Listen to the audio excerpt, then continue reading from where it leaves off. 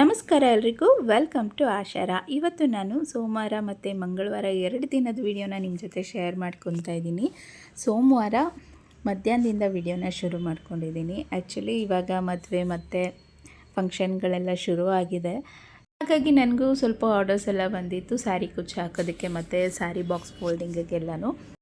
ಸೋಮವಾರ ಸಾಯಂಕಾಲ ಅಷ್ಟರಲ್ಲಿ ನಾನು 3 ಸ್ಯಾರಿ ಬಾಕ್ಸ್ ಫೋಲ್ಡಿಂಗ್ ಮಾಡಿ ಕಳಿಸ್ಬೇಕಿತ್ತು.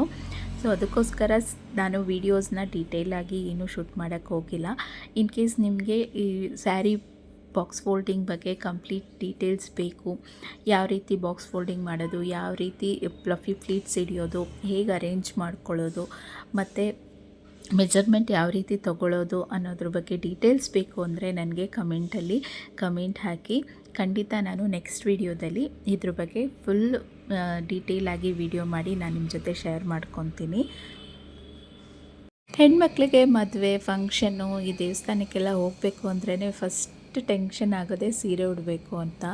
ಸೊ ಈ ರೀತಿ ಮೊದಲೇ ಪ್ರಿಪ್ಲೀಟಿಂಗ್ ಮಾಡಿ ಇಟ್ಕೊಂಡ್ಬಿಟ್ರೆ ಆ ಟೆನ್ಷನ್ ಇರೋದಿಲ್ಲ. ಆರಾಮಾಗಿ ಸೀರೆನ ಉಟ್ಕೊಂಡ್ಬಿಡ್ಬೋದು 5 ನಿಮಿಷದಲ್ಲಿ.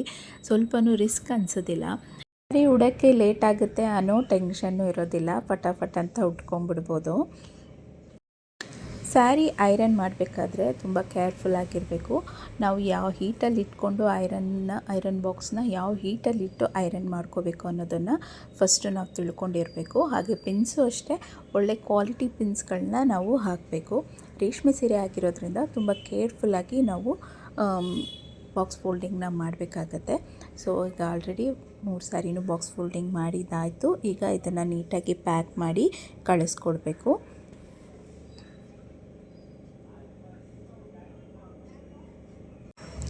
ಇನ್ನು ಸಂಜೆ ಆಯಿತು, ಇನ್ನು ಅಡುಗೆ ಮಾಡಬೇಕಿತ್ತು. ರಾತ್ರಿ ಊಟಕ್ಕೆ ನಾನಿಲ್ಲಿ ಅವರೆಕಾಯಿ ಮತ್ತು ಸೊಪ್ಪನ್ನು ಹಾಕಿ ಸಪ್ಪೆಸರು ಮಾಡ್ಕೊತಾ ಇದ್ದೀನಿ. ಕೆಲವೊಂದು ಕಡೆ ಉಪ್ಸಾರು ಅಂತಲೂ ಕರೀತಾರೆ, ನಾವು ಸಪ್ಪೆಸರು ಅಂತ ಕರಿತೀವಿ. ಇದಕ್ಕೆ ನಾನು ಅವರೆಕಾಯಿ ಮತ್ತು ಸೊಪ್ಪನ್ನು ಬೇಯಿಸ್ಕೊಂಡಿದ್ದೀನಿ ಫಸ್ಟು. ಅದ್ರ ಜೊತೆಗೇ ಹಸಿಮೆಣ್ಸಿನ್ಕಾಯಿನ ಹಾಕಿ ಬೇಯಿಸ್ಕೊಂಡಿದ್ದೀನಿ. ಖಾರಕ್ಕೆ ಎಷ್ಟು ಬೇಕೋ ಅಷ್ಟು ಹಸಿಮೆಣ್ಸಿನ್ಕಾಯಿನ ಹಾಕ್ಕೊಂಡಿದ್ದೀನಿ. ಈಗ ಹಸಿಮೆಣ್ಸಿನ್ಕಾಯಿ ಮತ್ತು ಸ್ವಲ್ಪ ಕಾಳನ್ನು ತೆಗೆದಿಟ್ಕೊತಾ ಇದ್ದೀನಿ ಖಾರಕ್ಕೆ. ಈಗ ನೀರನ್ನೆಲ್ಲ ಬಸಿದು ಖಾರಕ್ಕೆ ರೆಡಿ ಮಾಡ್ಕೊತೀನಿ. ಒಂದು ಮಿಕ್ಸಿ ಜಾರ್ಗೆ 1 ಟೇಬಲ್ ಸ್ಪೂನಷ್ಟು ಜೀರಿಗೆ, ಒಂದು ಅರ್ಧ ಟೇಬಲ್ ಸ್ಪೂನಷ್ಟು ಮೆಣಸು, 1 ಚಿಕ್ಕ ಗೆಡ್ಡೆ ಬೆಳ್ಳುಳ್ಳಿ ಮತ್ತು ನಾವೇನು ಬೇಯಿಸಿ ತೆಗೆದಿಟ್ಕೊಂಡಿದ್ವಲ್ಲ ಕಾಳು ಮತ್ತು ಹಸಿಮೆಣ್ಸಿನ್ಕಾಯಿ. ಖಾರಕ್ಕೆ ಎಷ್ಟು ಬೇಕೋ ಅಷ್ಟು ಹಸಿಮೆಣ್ಸಿನ್ಕಾಯಿನ ಹಾಕ್ಕೊಳ್ಳಿ. ಒಂದೇ ಒಂದು ಟೊಮೆಟೊ, ಸ್ವಲ್ಪ ಕೊತ್ತಂಬರಿ ಸೊಪ್ಪು, ಸ್ವಲ್ಪ ಹುಣಸೆಹಣ್ಣು, ಇದಿಷ್ಟನ್ನು ನುಣ್ಣಗೆ ರುಬ್ಕೋಬೇಕು. ಸೊ ಖಾರ ರೆಡಿ ಆಯಿತು. ಇದನ್ನು ಸಪ್ರೇಟಾಗಿ ತೆಗೆದಿಟ್ಕೊತಾ ಇದ್ದೀನಿ. ರಾತ್ರಿ 1 ಟೈಮ್ಗೆ ಮಾಡ್ತಾ ಇರೋದ್ರಿಂದ ಇಷ್ಟು ಖಾರ ಆದರೆ ಸಾಕಾಗುತ್ತೆ 1 ಟೈಮ್ಗೆ. ಈಗ ಕಾಳಿಗೆ ಒಗ್ಗರಣೆ ಹಾಕ್ಕೋತಾ ಇದ್ದೀನಿ. ಅದಕ್ಕೆ ಏನೇನು ಬೇಕೋ ಎಲ್ಲ ಕಟ್ ಮಾಡಿ ರೆಡಿ ಮಾಡಿ ಇಟ್ಕೊಂಡಿದ್ದೀನಿ. ಒಂದು ಬಾಣಲಿಗೆ ಸ್ವಲ್ಪ ಎಣ್ಣೆನ ಹಾಕಿ, ಎಣ್ಣೆ ಕಾದ ಮೇಲೆ ಸ್ವಲ್ಪ ಸಾಸಿವೆನ ಹಾಕ್ಕೊಂಡಿದ್ದೀನಿ. ಸಾಸಿವೆ ಸ್ವಲ್ಪ ಚಿಟಪಟ ಅಂದಮೇಲೆ ಜಜ್ಜಿಟ್ಕೊಂಡಿರೋ ಬೆಳ್ಳುಳ್ಳಿನ ಹಾಕ್ಕೊಂಡು ಅದು ಸ್ವಲ್ಪ ಬ್ರೌನ್ ಕಲರ್ ಆಗಬೇಕು ಅಲ್ಲಿವರೆಗೂ ಫ್ರೈ ಮಾಡ್ಕೊತಾ ಇದ್ದೀನಿ. ನಂತರ ಇದಕ್ಕೆ 1-2 ಹಸಿಮೆಣ್ಸಿನ್ಕಾಯಿ, ಸ್ವಲ್ಪ ಒಣಗಿದ ಮೆಣಸಿನ್ಕಾಯಿನ ಹಾಕ್ಕೊಂಡು ಕರ್ಬೇವಿನ ಸೊಪ್ಪನ್ನು ಹಾಕ್ಕೊಂಡು ಫ್ರೈ ಮಾಡಿಕೊಂಡು ಸ್ವಲ್ಪ ಹಿಂಗನ್ನು ಸೇರಿಸ್ಕೊತಾ ಇದ್ದೀನಿ. ಯಾಕೆಂದರೆ ಅವರೆಕಾಯಿ ಸ್ವಲ್ಪ ಗ್ಯಾಸ್ ಇರೋದ್ರಿಂದ ಹಿಂಗನ್ನು ಸೇರಿಸ್ಕೊಂಡು ಕಟ್ ಮಾಡಿ ಇಟ್ಕೊಂಡಿರೋ ಈರುಳ್ಳಿನ ಹಾಕಿ, ಈರುಳ್ಳಿ ಒಂದು ಸ್ವಲ್ಪ ಫ್ರೈ ಆದಮೇಲೆ ರುಚಿಗೆ ಸ್ವಲ್ಪ ಉಪ್ಪನ್ನು ಸೇರಿಸ್ಕೊತಾ ಇದ್ದೀನಿ. ಕಾಳು ಬೇಯಿಸೋಕ್ಕೆ ಕೂಡ ಸ್ವಲ್ಪ ಉಪ್ಪು ಹಾಕಿರೋದ್ರಿಂದ ನೋಡಿಕೊಂಡು ಉಪ್ಪನ್ನು ಸೇರಿಸ್ಕೊತಾ ಇದ್ದೀನಿ. ಈರುಳ್ಳಿ ಎಲ್ಲ ಫ್ರೈ ಆದಮೇಲೆ ನಾವೇನು ಕಾಳೆಲ್ಲ ಬೇಯಿಸಿಟ್ಕೊಂಡಿದ್ನಲ್ಲ ಅದನ್ನೆಲ್ಲ ಹಾಕಿ ಮಿಕ್ಸ್ ಮಾಡ್ಕೊತಾ ಇದ್ದೀನಿ.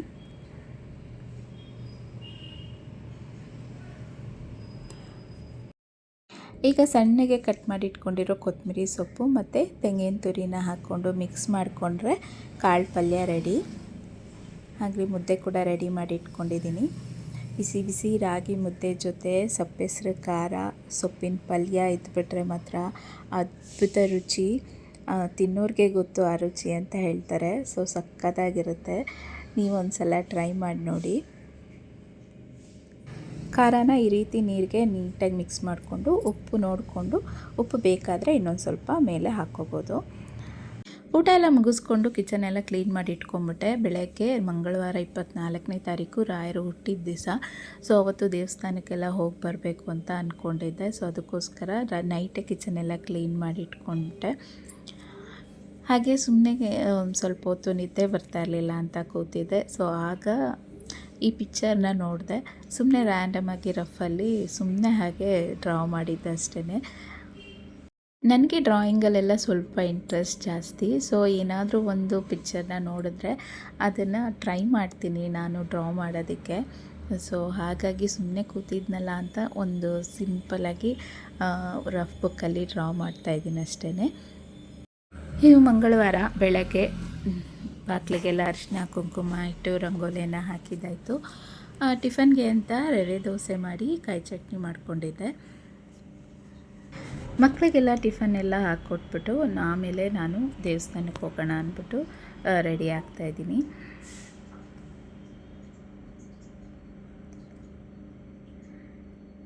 ದೇವಸ್ಥಾನದಲ್ಲಿ ಸಖತ್ ರಶ್ ಇರುತ್ತೆ ಅಂತ ಅಂದ್ಕೊಂಡು ಹೋದೆ.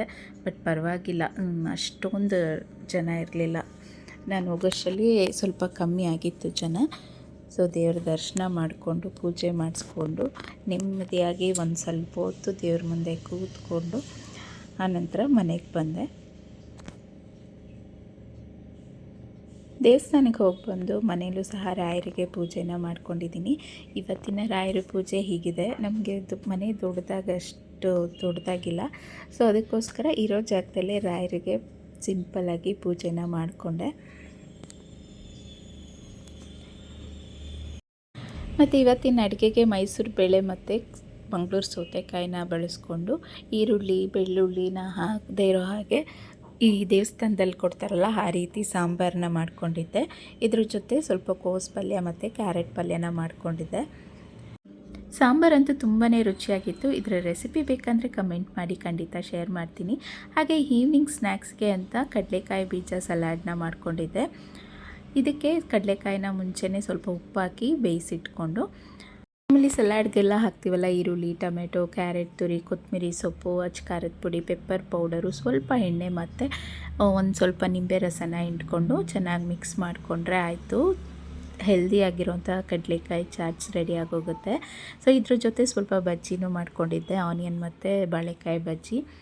ಸೊ ಇವತ್ತಿನ ಈ ವಿಡಿಯೋ ನಿಮ್ಮೆಲ್ಲರಿಗೂ ಇಷ್ಟ ಆಗಿದೆ ಅಂತ ಅಂದ್ಕೊಂಡಿದ್ದೀನಿ. ಇಷ್ಟ ಆಗಿದ್ದರೆ ಒಂದು ಲೈಕ್ ಮಾಡಿ, ಹಾಗೆ ಹೇಗೆ ಅನ್ನಿಸ್ತು ಅಂತ ಕಮೆಂಟ್ ಮೂಲಕ ತಿಳಿಸಿ ಅಂತ ಕೇಳ್ಕೊತಾ ಇವತ್ತಿನ ಈ ವಿಡಿಯೋನ ಇಲ್ಲಿಗೆ ಎಂಡ್ ಮಾಡ್ತಾಯಿದ್ದೀನಿ. Thank you.